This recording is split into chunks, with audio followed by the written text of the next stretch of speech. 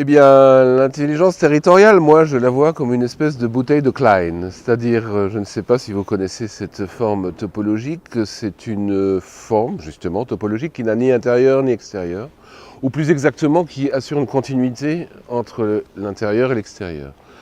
En ce sens-là, la comparaison avec l'intelligence territoriale, c'est qu'effectivement, l'intelligence territoriale considère le territoire comme une entité avec une continuité, je dirais, entre toutes ses composantes.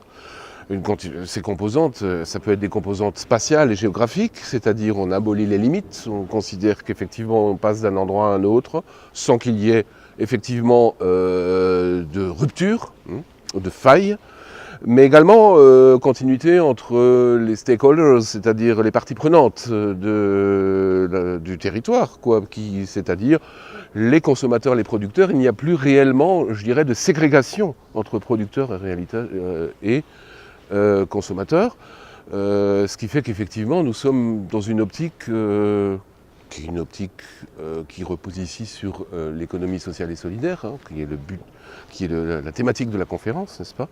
Et donc, cette forme topologique de la bouteille de Klein, ce renversement, je veux dire, abolit en quelque sorte ces frontières-là et ces définitions.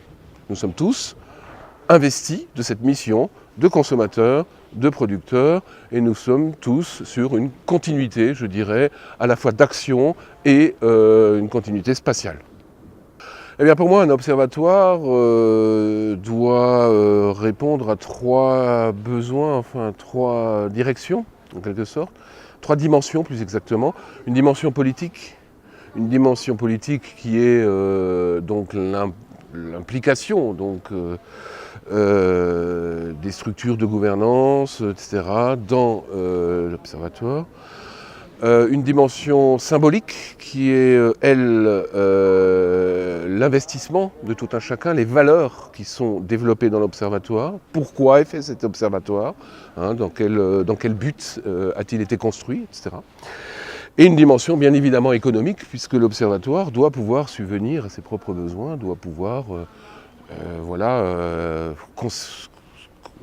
constituer un modèle économique en soi.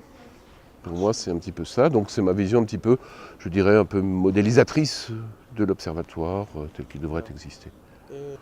L'agenda scientifique suit, à mon sens, le déroulement, je dirais, du sens de l'observatoire, à savoir tout d'abord l'identification des besoins du territoire, puis ensuite l'identification donc des personnes, des parties prenantes qui, à partir de ces besoins, vont formuler une réponse à ces besoins. Et donc, par la suite ou en parallèle, bien évidemment, ce qui est l'allocation des ressources pour régler ces besoins de parties prenantes de cet observatoire, quoi. Voilà, Donc effectivement, voilà, c'est cette double articulation, évidemment, entre besoins et ressources qui sont fondatrices de l'intelligence territoriale par ailleurs.